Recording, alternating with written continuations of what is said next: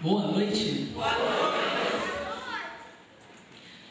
Eu já preguei outras vezes, mas eu confesso que eu estou um pouco nervoso.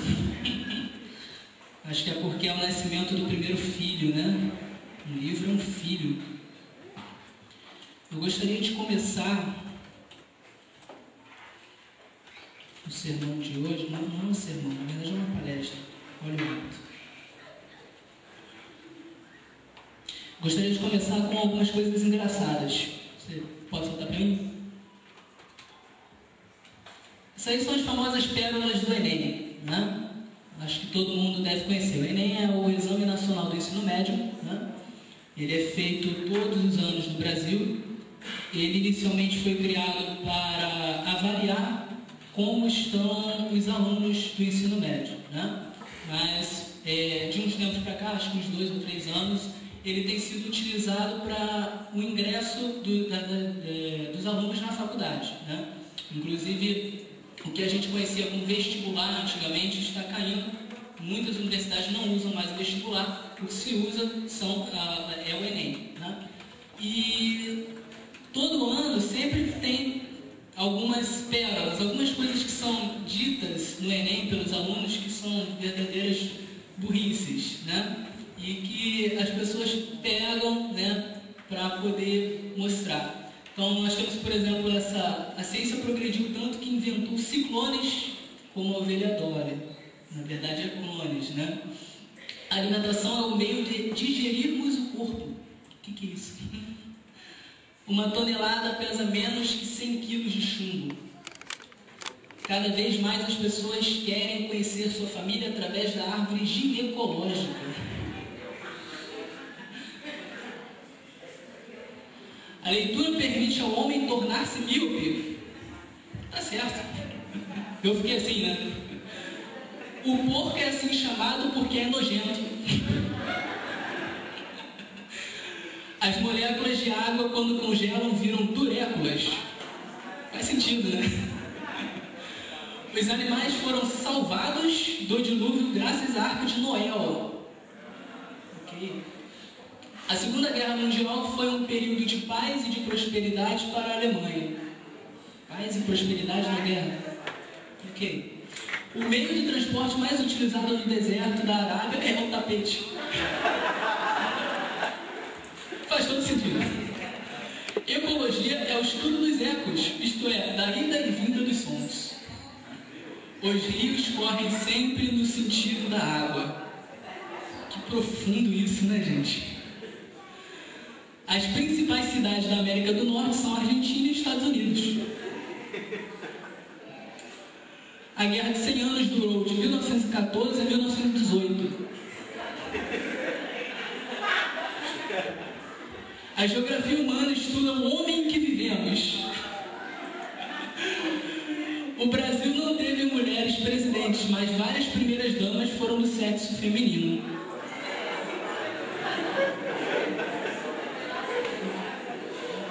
A capital da Argentina é Buenos Dias. Os Estados Unidos têm mais de 100 mil quilômetros de estradas de ferro asfaltadas. A Previdência Social assegura o direito à enfermidade coletiva. Tá certo. Ok. Por que eu separei essas pérolas do Enem?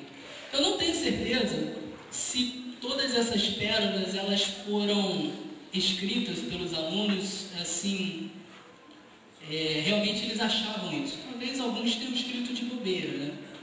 Embora eu acho que muitos realmente escreveram realmente achando que era por aí mesmo, né? Seja como for, isso mostra como que a educação no nosso país ela vai muito mal, né? A vida intelectual no nosso país vai muito mal. Um sujeito para chegar numa prova, num exame onde você é admitido numa faculdade através desse exame, você escrever coisas como essa, isso mostra que a educação vai realmente muito mal, né? Eu venho conversando com muitas pessoas, eu vejo como que o nível de intelectualidade realmente está muito baixo, né, no Brasil. E uma das coisas que mais me assusta é a questão da leitura, né? A leitura Se você for, por exemplo, para países da Europa, como a França, a Alemanha, né, as pessoas leem muito, né? Você tem, as pessoas costumam ler 20 livros por ano, 25 livros por ano, 30, né? E aqui no Brasil, né, a maioria dos jovens não lê nenhum por ano, né? E aí o que acontece? Em um exame como esse, você tem essas pérolas, né? E aí eu convido você para pensar um pouquinho comigo. Se nos estudos seculares, ou seja, matemática, português, história, geografia, ciências, se nos estudos seculares, os estudos das coisas deste mundo, a educação está tão ruim, as pessoas vão indo tão mal, os jovens vão indo tão mal na educação, será que no estudo das coisas referentes à religião, referentes à Bíblia, os jovens estão indo bem? Provavelmente não, né? É justamente sobre isso que eu gostaria de falar, né? Infelizmente, uma das jogadas mais inteligentes de Satanás foi fazer com que o cristianismo e a Bíblia e as coisas de Deus, elas se transformassem, elas aparentassem ser coisas burras, coisas ignorantes, coisas de gente ignorante, né? É uma das jogadas de Satanás. E você percebe isso claramente quando você, por exemplo, olha o que a grande mídia ela veicula sobre o cristianismo, sobre a Bíblia, né? O que você vê de notícia do cristianismo na televisão? Você vê o padre pedófilo, você vê o pastor ladrão, você vê histerias, é isso que se veicula, né? Ou quando você vai numa livraria comprar um livro, a maioria dos livros que você vê são livros de autoajuda cristã, né? Então, a impressão que o mundo fica do cristianismo, da igreja, das coisas de Deus, da Bíblia, é de que é coisa de gente alienada, né? É coisa de gente que... né? Razão e fé são duas coisas que não batem. Essa é a impressão que dá. Essa é uma estratégia de Satanás. E o que acontece? O jovem, muitas vezes, ele cresce na igreja e, ao decorrer da sua vida, ele vai lá, ele entra na faculdade, por exemplo, ele começa a receber questionamentos sobre a sua fé e ele não sabe como responder, porque ele nunca estudou sobre sua fé, ele viveu toda a sua vida em um contexto onde não se estudava nada sobre sua fé. Viveu em um contexto onde o cristianismo ele sempre foi visto pelas pessoas como uma simples questão de você acredita ou não, mas são coisas sem sentido, né? E aí ele muitas vezes chega na faculdade e ao se deparar com esses questionamentos, ele começa a pensar, não, isso aqui tudo que eu vivi foi história da carochinha, né? A Bíblia é um livro de contos, de fábulas, é esse pessoal que está certo, são os grandes cientistas que estão certos, né? Esse negócio de acreditar em Deus, de acreditar na Bíblia, acreditar nessas coisas, isso é coisa de gente burra, é coisa de gente ignorante. Isso acontece, gente. Eu estou falando isso porque eu vejo isso, eu tenho visto isso na minha vida. Eu tenho colegas que acreditavam em Deus, que até frequentavam a igreja e que, ao crescerem um pouco, começaram a se deparar com alguns questionamentos e simplesmente perderam sua fé, né? Isso é algo que me entristece muito. Eu gostaria de contar a história de um amigo. Eu vou chamá-lo de W. Eu não quero revelar o nome dele. Ele não está aqui hoje, ninguém me conhece. É um amigo que mora distante. Eu vou chamá-lo de W. Esse meu amigo W, uma vez ele postou no Facebook uma frase dizendo que ele não acreditava em Deus e tal. E como eu cresci com esse menino, eu falei assim, poxa vida, esse rapaz acreditava em Deus, ele acreditava em tudo. O que será que aconteceu? Eu fui conversar com ele, eu perguntei a ele o seguinte, W, você não acredita em Deus mais, por quê? Ele começou a expor as razões dele, e assim, para quem estuda o cristianismo, né, você começa a reparar que muitas vezes, né, as razões das pessoas para não acreditarem em Deus são muito bobas, né?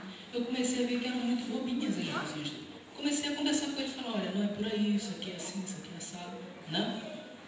E aí eu, na minha ingenuidade, eu falei assim, o que foi que você leu, né? O que foi que você estudou para você chegar a essa conclusão? O rapaz tinha 13 anos de idade, 13 anos. E eu pensei, pô, o cara tem 13 anos, já chegou à conclusão de que Deus não existe? O cara é fera, ele deve ser um gênio, né? Porque essa é uma questão que existe há milênios, que os mais eminentes doutores estudam, né? Você tem discussões e livros dessa grossura falando sobre o assunto, coisas e mais coisas. Eu falei, pô, o cara tem 13 anos, chegou a essa conclusão, ele deve ser muito gênio, né? Eu comecei a conversar com ele e falei, quais foram os autores que você leu, quais foram os livros que você leu para chegar a essa conclusão, o que você estudou para chegar a essa conclusão? E, para minha surpresa, ele não tinha lido nada. Ele não estudou nada. Aí eu falei, não é possível. Como é que esse cara chegou a essa conclusão? Eu peguei, apertei um pouquinho mais ele e falei assim, você pelo menos já leu a Bíblia? Não. O que você conhece da Bíblia? Fiquei, né, empurrando ele. Ele não conhecia praticamente nada da Bíblia. Então você veja bem, um rapaz de 13 anos de idade chegou à conclusão de que Deus não existe sem ler um livro falando sobre Deus, sem sequer ler a Bíblia. Uma das coisas que ele me falava, uma das razões que ele me dava era a seguinte, olha, a Bíblia é um livro que está cheio de contradições. Eu falei, mas ele nunca leu. Como é que ele chegou a essa conclusão? Sabe o que foi isso? Ah, viu o amiguinho falando aqui, viu o outro fulano falando aqui, viu o outro fulano falando aqui e falou assim, eles devem estar certos. Foi isso que ele fez. Ele não se deu o trabalho de estudar. 13 anos de idade, gente. Então, assim, emitir opiniões sobre coisas, qualquer coisa, mas principalmente coisas importantes, sem você estudar, sem você ter nenhuma base, isso é uma coisa totalmente irracional, né? E é uma coisa que a gente não costuma fazer na nossa vida prática, né? Para as nossas decisões pessoais, a gente não costuma fazer isso. Por exemplo, pô, eu vou comprar um carro, né? O homem aqui, quando vai comprar um carro, né? Quem já comprou um carro aqui? Então, você quer saber tudo sobre o carro, não é verdade? Vai lá na concessionária, dá uma olhada, vai para outra concessionária, vê se o carro é bom mesmo, estuda o perfil do cara que está te vendendo para ver se ele não quer te passar a perna, não é verdade? Olha tudo e tal. Por quê? Porque você quer chegar a uma conclusão válida, você quer chegar a uma conclusão válida de que aquele carro é bom para você. Você não vai simplesmente, fulano falou, eu vou lá e vou comprar. Você vai estudar, você vai analisar. Essa é a postura racional, né? A mesma coisa quando você vai entrar numa faculdade, você precisa estudar para entrar numa faculdade. Você não pode emitir opiniões, você não pode tomar decisões racionais, lógicas, sem você estudar, sem você parar para pensar na questão. Mas este meu amigo, ele simplesmente falou, não, Deus não existe, sem se dar ao trabalho de estudar, né? E aí eu comecei a pensar, né? Poxa, se ele tivesse lido, por exemplo, este livro, pode passar. Tem 2 livros aqui. Não Tenho Fé Suficiente para Ser Ateu e um outro, Manual Popular de Dúvidas, Enigmas e Contradições da Bíblia. Esses 2 livros são do autor Norman Geisler, em parceria com outros autores. Esse cara, ele é doutor em filosofia e mais um monte de coisas. Ele estudou a vida inteira. Eu, perto dele, sou uma poeirinha. E... não, pode deixar lá naquele aqui, né? Se esse meu colega W, ele tivesse lido esses livros, não são livros muito grandes, não. 500 páginas somando os 2, talvez menos que isso, né? Ele teria acesso a diversos argumentos para a existência de Deus, argumentos racionais. Ele teria respostas a diversos questionamentos que são feitos pelos críticos, né? E que são respondidos nesse livro. Não são livros comuns, são livros de doutores que estão interessados em uma discussão realmente racional. É discussão de filósofo, é discussão de cientista. Né? Pode passar? Se ele tivesse lido estes livros, Apologética Contemporânea, ou Em Guarda, esse Em Guarda ele é fininho, um livro fininho, né? Ele teria aprendido um pouquinho sobre apologética. Alguém sabe o que é apologética? Apologética é um ramo da teologia, né? É um ramo que se ocupa em estudar as razões para a fé, certo? Então eles vão estudar como que a biologia, né, pode nos dar evidências de que Deus existe. Ele vai estudar como que a arqueologia ela nos dá evidências de que a Bíblia é verdadeira, de que as histórias da Bíblia são verdadeiras. Ele vai estudar como que a história, né, a análise dos documentos antigos da história vão nos mostrar que a Bíblia é verdadeira. Enfim, a apologética é o estudo das razões para a fé. Se ele tivesse lido esses dois livros, ele ia descobrir o que era apologética, ele ia descobrir quais foram os maiores apologistas do mundo, que existem desde o primeiro século de cristianismo. Apologética é um ramo que vem se desenvolvendo a cada dia mais. Ele ia ter acesso a diversos argumentos, mais uma vez. Ele ia poder ver como que a Bíblia e o Novo Testamento, por exemplo, é fidedigno. Ele poderia ter lido também esses livros, também do Craig. William Lane Craig é o maior apologista que existe no mundo atual. Vocês não devem conhecer porque a grande mídia não fala. Foi o que eu falei. Se você ficar dependendo da grande mídia, você não vai ter conhecimento dessas coisas. Ele poderia ter lido esses livros. Pode passar. Ou esse aqui, Merece Confiança no Novo Testamento. Esse livro ele tem 100 páginas, mas é um livro espetacular. Ele mostra do ponto de vista histórico, né? Do ponto de vista de um historiador, como que o Novo Testamento é tão confiável quanto muitas outras obras seculares que as pessoas têm como confiável. Você tem os Evangelhos Perdidos, que vai falar sobre a composição do Novo Testamento, que vai falar sobre os livros que não entraram no Novo Testamento. Pode passar? Tem esse livro Milagres, do C.S. Lewis, um livro maravilhoso. Um livro que fala sobre milagres. É racional acreditar em milagres? Um milagre, ele quebra a lei da natureza? Será? Ele explica tudo direitinho. É um livro sensacional, inteligentíssimo. Escavando a Verdade, do Dr. Rodrigo Silva. O Dr. Rodrigo Silva é brasileiro, é um arqueólogo brasileiro.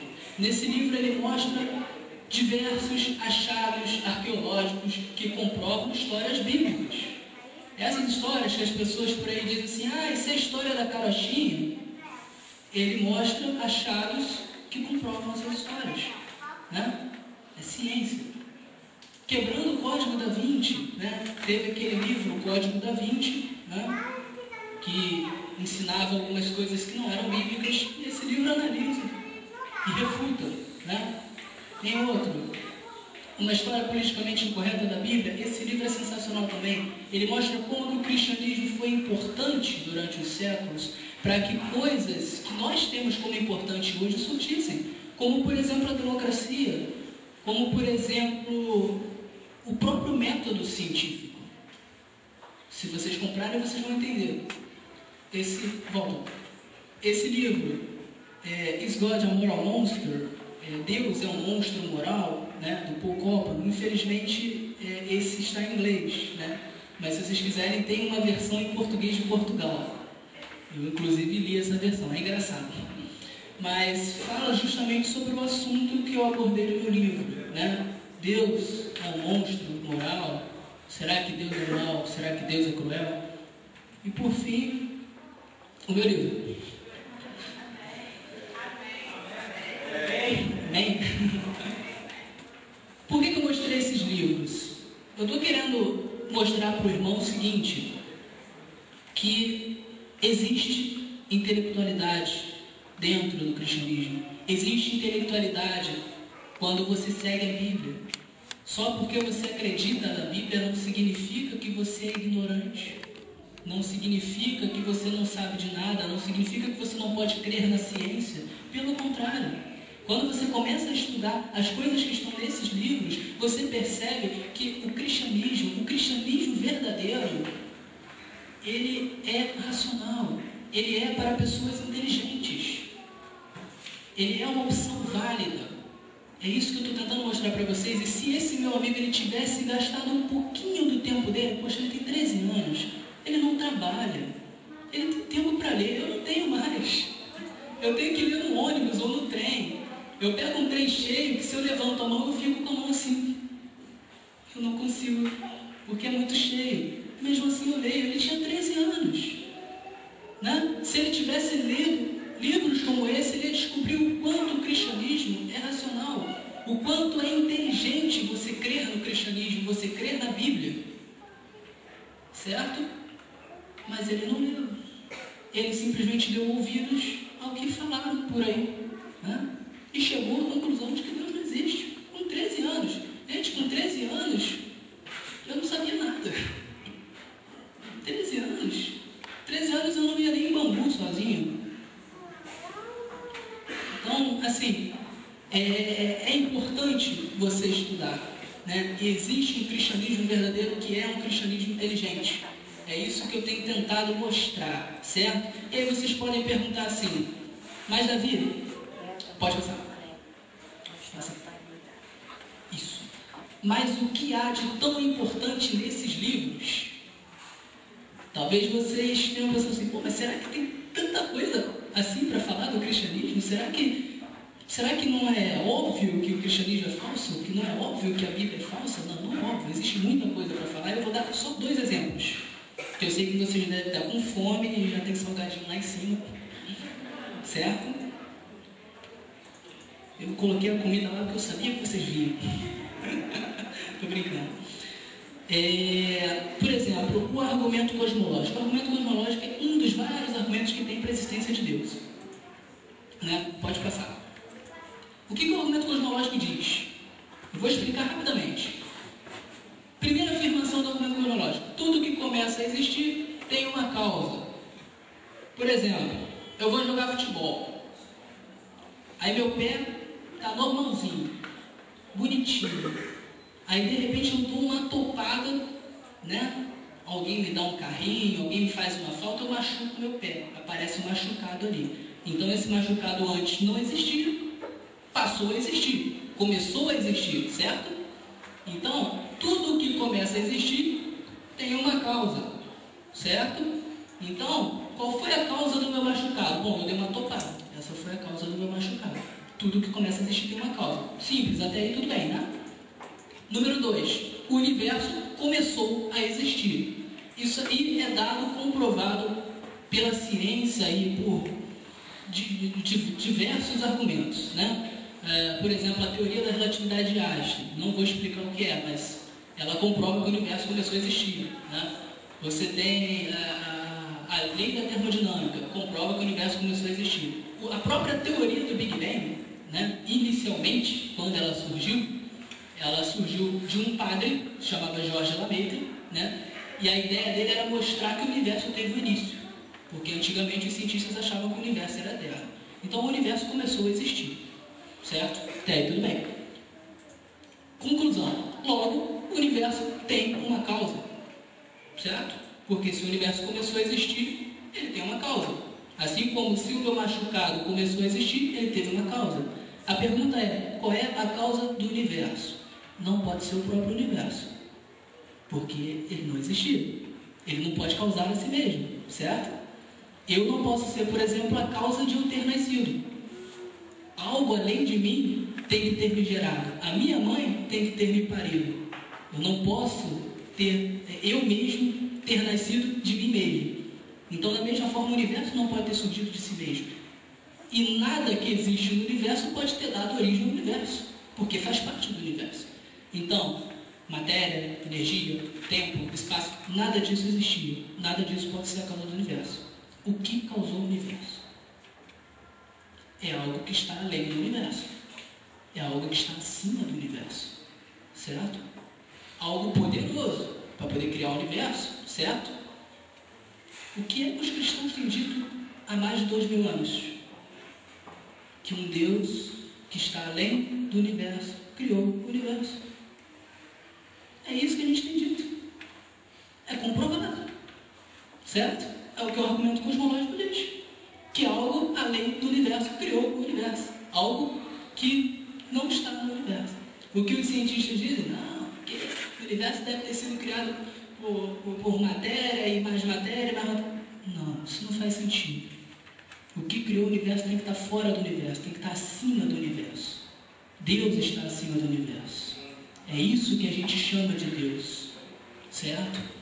Esse é só um exemplo. Se vocês se interessarem, vocês podem ler livros sobre o assunto. Vamos a outro exemplo. Confiabilidade histórica do Novo Testamento. Isso é muito interessante. Vocês sabiam que existem cerca de 5.700 cópias antigas de manuscritos do Novo Testamento? Isso tudo só em grego. Eu vou tentar explicar o que significa isso. Na história, você sabe da confiabilidade de um documento de acordo com o número de cópias que ele tem. Cópias próximas de quando o original foi escrito. Né? Por quê? Vamos dizer, eu escrevo um livro, aí tem 100 cópias. Aí daqui a 200 anos, o pessoal vai analisar essas 100 cópias do meu livro. Se essas cópias estiverem todas iguais, isso significa que não houve adulteração durante o tempo que se passou, porque as cópias estão todas iguais. Então, no estudo da história, todo historiador sabe disso, quanto mais cópias antigas um documento tem, mais fácil é de comprovar se ele é falso ou verdadeiro. Né? Se o documento, as cópias dele têm muitas diferenças, então isso significa que ele foi sendo adulterado durante o tempo. A mensagem dele não é a mesma que existia no original. Certo? O Novo Testamento tem cerca de 5.700 cópias antigas, né, do Novo Testamento. O segundo colocado, o livro que mais tem cópias antigas além do Novo Testamento, é uma obra chamada Ilíada, de Homero, que tem 643. Faça uma comparação. 5.700 do Novo Testamento, 643 de Ilíada. Ou seja, o Novo Testamento, ele tem muito mais cópias antigas do que Homero, Ilíada de Homero, né? E aí, quando o pessoal faz a análise dessas cópias, né, a análise cruzada, para ver se existem diferenças, eles descobrem que existem pouquíssimas diferenças. São diferenças de escorregão de pena, erro de gramática, mas a mensagem original, ela está igualzinha em todos os 5.700 manuscritos. O que isso significa para a gente? Muita gente diz assim, olha, a Bíblia, ela foi adulterada com o tempo, né? Eles começaram a escrever um monte de coisa que não existia, né? Esse livro não é verdade, né? Só que quando a gente faz esta análise, a gente percebe que não, que a Bíblia não foi adulterada, porque você tem 5.700 manuscritos antigos que são iguais. Você imagina um monte de gente escrevendo em várias partes diferentes do mundo, e é a mesma mensagem. Ou seja, é um livro muito fiel à sua mensagem original. O que está escrito na Bíblia é exatamente o que foi escrito lá há 2.000 anos atrás. Isso não há sombra de dúvidas quanto a isso, né? Vamos lá.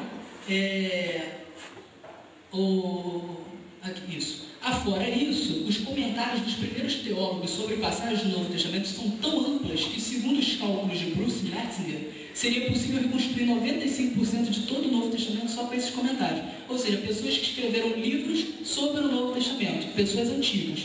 São tantas pessoas que escreveram que, se você jogasse fora todos esses manuscritos antigos, você conseguiria reconstituir 95% do Novo Testamento só com os comentários dessas pessoas.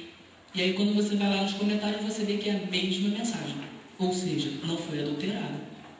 É a mesma Bíblia. Continua. Vodd Balkan, eu já estou terminando, gente, não vai demorar muito não.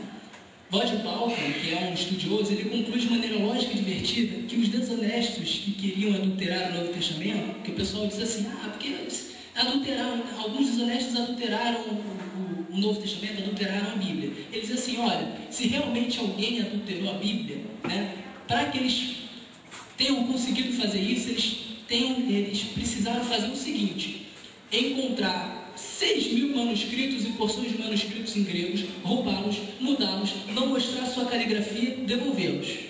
Encontrar as traduções em siríaco, copta e latim, mudá-los para que combinem com as mentiras que contaram nos 6.000 manuscritos, devolvê-los aos lugares onde roubaram, e então achar todos os escritos de todos os pais da igreja primitiva, os comentaristas, mudá-los para combinar com as mentiras que contaram 2 níveis atrás, devolvê-los e nunca contar a ninguém o que fizeram e nunca serem pegos. Esse vídeo é uma palestra que eu tirei isso. Depois que ele fala isso, ele diz o seguinte: amigo, se você acredita nisso, você precisa ir para o hospital, porque você está mal. A Bíblia não foi adulterada, gente. Isso é uma das maiores mentiras que são repetidas ao mundo, aos 4 ventos, E muitas vezes a gente não responde, porque a gente não sabe responder. E aí as outras pessoas do mundo acham que é verdade. Não, a Bíblia foi adulterada. A Bíblia realmente está cheia de erros. Não está, gente. Não está. Se estudar um pouquinho, você vê que não está. Estou terminando. Passa. É aí que eu entro no assunto do meu livro. Eu resolvi não falar muito do meu livro, porque eu sei que todo mundo vai comprar. Então eu não preciso falar muito dele, Mas por que eu resolvi escrever o livro Supostamente Cruel? Do que ele fala, Bom, tendo em mente essa minha preocupação, principalmente com jovens, que às vezes dão ouvidos ao que falam por aí sobre Deus, em vez de estudar, eu resolvi escrever um livro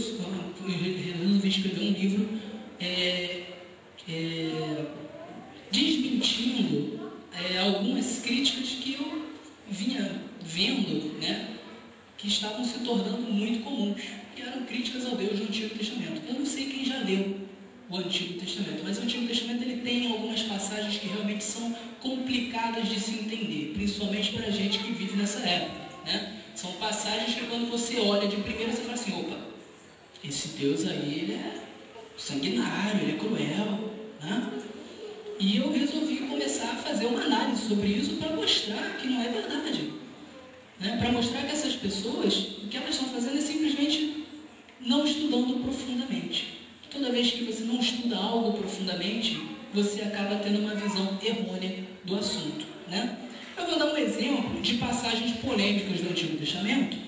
São só 3 que eu vou passar. Uma delas está em Deuteronômio, capítulo 7. Se alguém quiser abrir para acompanhar, não sei quem trouxe Bíblia.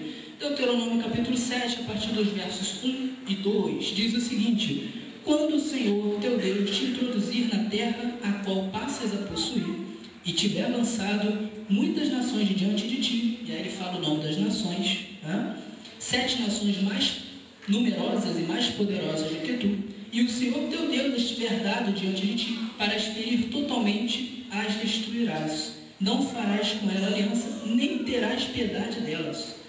Então essa é uma passagem que Deus está mandando destruir 7 nações, E ele diz para não ter piedade delas. Ele diz para destruir totalmente. Você fala assim: caramba, mas não é um Deus de amor? Como é que Deus vai mandar destruir nações? Como é que ele vai mandar não ter piedade delas? Quem é que estava lá? Será que não tinha algum justo nessas nações? Será que não tinha crianças? Como é que funciona isso? Existe uma outra passagem que está em Deuteronômio 21, que diz o seguinte, 21, capítulo 15, até o 21, verso 15 até o verso 17, diz o seguinte: é uma lei civil. Se o homem tiver 2 mulheres, uma quem ama e outra quem aborrece, eu não vou continuar lendo não. É uma lei falando para o caso de um homem ter 2 mulheres. Os críticos param aqui e falam assim: se a lei é para o caso de um homem ter 2 mulheres, então isso significa que Deus era a favor de um homem ter 2 mulheres? Então isso é uma passagem complicada. Você tem uma outra, por exemplo, Números 15, versos 32 a 36. Eu não vou ler não, mas é uma passagem que um homem, ele é ele recebe pena de morte por um delito aparentemente bobo, né? E aí a gente pensa, poxa, mas caramba, Deus é mau, como é que funciona isso, né? Então eu resolvi abordar nesse livro, né, estas passagens polêmicas, para mostrar, para analisar, para ver se realmente Deus é cruel. Será que realmente é cruel, né? Eu gostaria só de deixar algumas outras passagens com você, para você entender por que a questão ela precisa ser analisada mais profundamente. Por exemplo, se você abre em Levítico capítulo 19,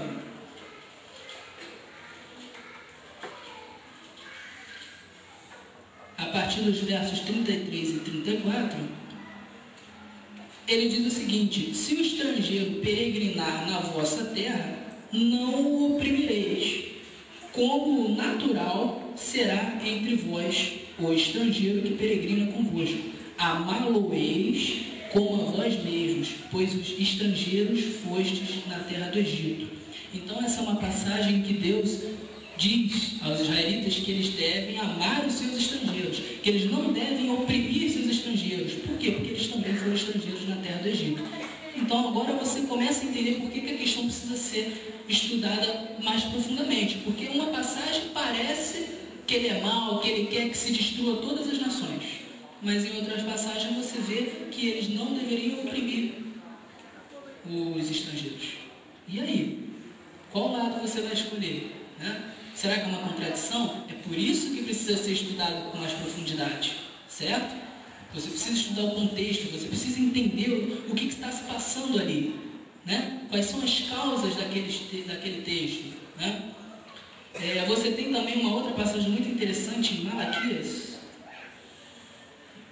Malaquias é o último livro do Antigo Testamento. E essa passagem é linda, em que ele diz o seguinte, Malaquias capítulo 2, versos de 14 a 16. Ele diz o seguinte: e perguntais, por quê? Porque o Senhor... Então assim, Deus estava chateado com o povo, e aí eles perguntavam por quê? E aí o Senhor diz assim: porque o Senhor foi testemunha da aliança entre ti e a mulher da tua mocidade, com a qual tu foste desleal, sendo ela a companheira e a mulher da tua aliança. E aí ele continua falando várias coisas, né?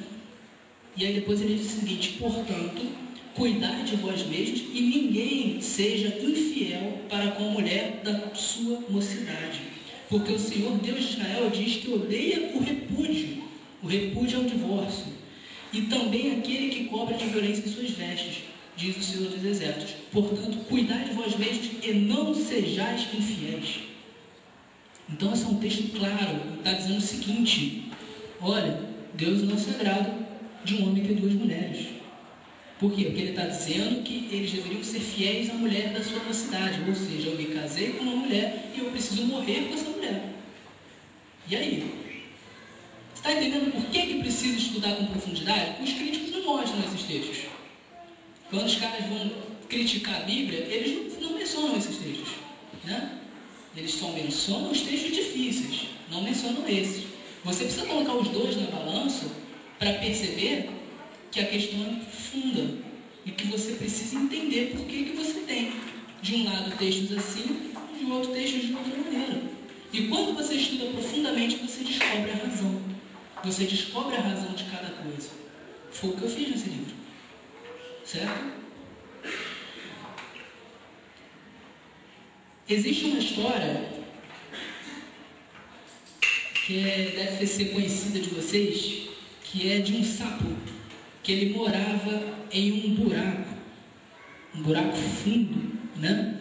Ele nasceu naquele buraco, ele vivia naquele buraco, nunca tinha saído do buraco. Quando ele olhava para cima, ele viu o céu, mas ele viu o céu pelo buraco da casa dele. Um dia perguntaram para o sapo, né? O cara, um bichinho botou a cabeça no buraco, olhou ele lá para baixo e perguntou para ele: o que é o céu para você? E ele pegou e respondeu assim: o céu é um buraquinho no teto da minha casa. O que essa história significa? Quando você não estuda estuda as coisas com profundidade, você fica com a visão limitada. O sapo, ele achava que o céu era um buraquinho, porque ele nunca tinha saído do buraco. Ele nunca tinha saído daquele lugar. Então, o que ele via do céu era só aquele buraquinho. Quando a gente pega uma questão difícil da Bíblia, uma questão difícil do cristianismo, a gente precisa ir lá no fundo para pesquisar. Porque se você não for lá no fundo, se você ficar só na superfície, só no que falam aqui, no que falam ali, você vai ter uma visão limitada. Existe muita coisa para você estudar. Então, toda vez que você se deparar com uma dificuldade no cristianismo, com uma dificuldade na Bíblia, né? Quando você se questionar, não importa se você é cristão ou se você não é cristão, se você acredita na Bíblia ou se você não acredita, você precisa pegar as suas dúvidas e estudá-las profundamente, para que você não tenha uma visão do sapinho, de que o céu é um buraquinho na sua casa, certo? Por que eu falei sobre tudo isso? Estudar. Talvez você esteja assim, pô, caramba, esse cara é muito chato, ele só fica falando de estudar, e eu não quero estudar, e por que ele está falando disso? Gente, o mais importante de tudo isso não é o estudo. Eu falei de estudo, falei de leitura, mas não é o mais importante. O que eu queria que vocês entendessem, né, é que é possível, eu acredito, não sei vocês, mas existe a possibilidade de que um Deus lá no céu, Ele te ame, e te ame profundamente, certo? Existe a possibilidade de que um Deus, esse Deus que te ama muito, existe a possibilidade de que Ele tenha vindo aqui na Terra, e de que Ele tenha escolhido ser um homem, sofrido tudo o que nós sofremos, e morrido na cruz, por você. Existe a possibilidade de que esse Deus, Ele esteja ansiosíssimo para poder ter você na nova terra que Ele quer construir. Talvez exista um Deus que queira muito te abraçar, sabe? E talvez você ache que esse Deus não existe por causa desses questionamentos. Então, o mais importante aqui não é o estudo, eu não estou falando simplesmente de leitura de livros, certo? Isso não é a coisa mais importante da vida. Eu estou falando de que existe a possibilidade de que há um Deus, e que se você não se esforçar para se aprofundar na investigação da existência desse Deus, você não vai encontrá-lo. Então, para só para pensar um pouquinho. E se esse Deus existir? E se for verdade? Talvez você não se importe com isso. Mas para um pouquinho para pensar, e se realmente existir? Estamos falando de um ser, uma pessoa que te ama. Não estamos falando simplesmente de livros e livros imaginários, mas de uma pessoa que está interessada na sua vida. E se essa pessoa existir? E se existir esse ser magnífico? Será que você vai jogar essa questão fora, assim como se fosse qualquer coisa? Será que você vai fazer como meu amigo W, que com 13 anos de idade simplesmente jogou a questão fora, sem ter parado para estudar, sem ter parado para pensar na questão? Será que isso não é uma questão importante para você parar um pouquinho e ver se é verdade? Será que não merece um pouquinho da sua atenção? E se esse ser existir? Eu acredito nesse ser. Tenho inúmeras razões para acreditar, né? Eu gostaria que você também pudesse estudar para saber se ele existe, para poder abraçar. Porque, amigo, se realmente esse ser existe, e você aceitá-lo, sabe, você vai ser muito feliz. Talvez não nessa terra a gente tem muitos problemas, você vai ter até o final. Jesus, na Bíblia, não prometeu um mar de rosas para a gente. Algumas igrejas dizem, não, se você aceitar Jesus, você vai ser rico, não sei o quê. Isso não é verdade. Às vezes a pessoa aceita Jesus e a vida dela só piora. Mas sabe, gente, é um ser que te ama profundamente e que Ele quer te abraçar na nova vida. Mais que isso, Ele quer dar vida às pessoas que você perdeu. Talvez você sinta uma tristeza profunda, porque, poxa vida, eu perdi a minha mãe, eu perdi o meu pai, eu perdi pessoas que eu amava, sabe? Esse ser, ele quer acabar com isso, ele quer acabar com a morte, ele quer acabar com a desgraça. E você pode perguntar, poxa, por que ele ainda não acabou? Porque ele está esperando você. Pessoas como você.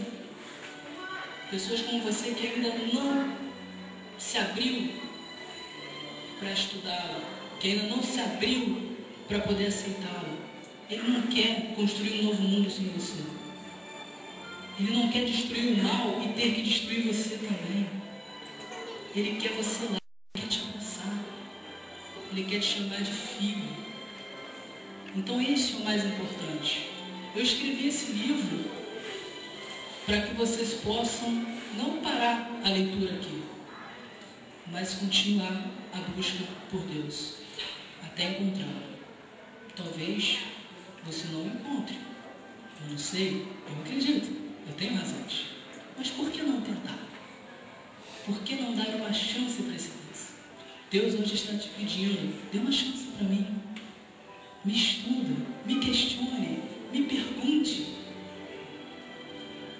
Sabe, talvez vocês tenham uma mágoa no coração porque algo deu errado na sua vida. Talvez você não goste de Deus. Sabe, Deus está te pedindo assim, olha, desabafa comigo. Chega no teu quarto e fala, olha Deus, eu não gosto de você. Porque por causa disso, se abra com Ele. E procure encontrar esse Deus. Essa é a mensagem que eu queria passar essa noite para você. Essa é a mensagem que é mais importante do que a leitura. A leitura, os estudos, não têm importância em si.